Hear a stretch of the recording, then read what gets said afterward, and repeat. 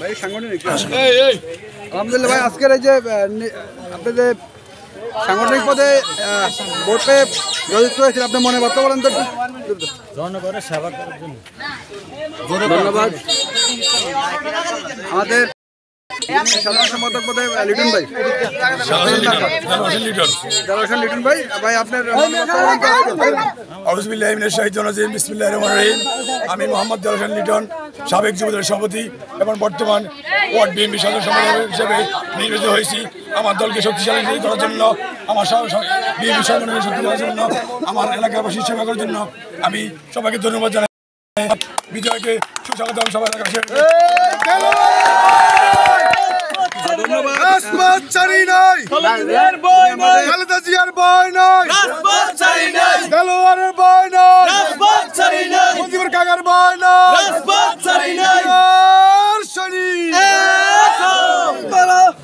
ভাই সভাপতি পদে পাচ্ছি আমাদের ভাইয়ের নাম বলি, ভাইয়ের নাম কি? মুজিবুর রহমান। জি ভাই আপনি আমি দীর্ঘ 11 বছর সাধারণ সম্পাদক ছিলাম জনগণের ভোটে। এবারও গণতান্ত্রিক প্রক্রিয়ায় আমাদের 9 নং ওয়ার্ড বিএনপির সদস্যরা আমাকে নতুন করে নবনির্বাচিত করেছেন ভোটের মাধ্যমে, গণতান্ত্রিক প্রক্রিয়া ভোটের মাধ্যমে। তবে এলাকার সকলে আমাকে ভোট দিয়েছেন। আমি সবার সঙ্গে সুশৃঙ্খলভাবে রাজনীতি করতে চাই। আমি কোনো বিশৃঙ্খলা রাজনীতি পছন্দ করি না এবং করব না। ইনশাআল্লাহ সামনে আমরা যেন এগিয়ে যেতে পারি। আপনাদের কাছে এই দোয়া ব্যর্থ করে আমি আমার বক্তব্য শেষ করলাম। আসসালামু আলাইকুম। ভাই কিছু বলেন। বিসমিল্লাহির রহমানির রহিম। আমি আনিসুর রহমান রুবেল, 6 নং কেরোয়া 9 নং ওয়ার্ড যুবদলের সাবেক সাধারণ সম্পাদক।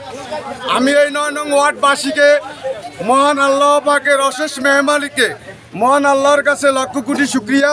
এই 9 নম্বর ওয়ার্ডবাসী তথাকথিত বিএনপি আবুল খায়ের ভূঁইয়ার হাতকে শক্তিশালী করার লক্ষ্য নিয়ে আমার প্রিয় বন্ধু, আমরা একসাথে ওয়ার্ড যুবদলের দীর্ঘ 15 বছর নেতৃত্ব দিয়েছি।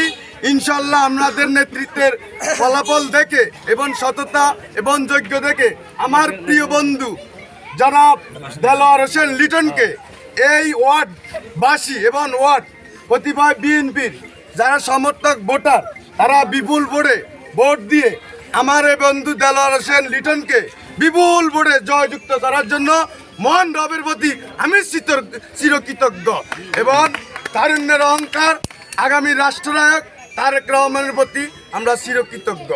ধন্যবাদ।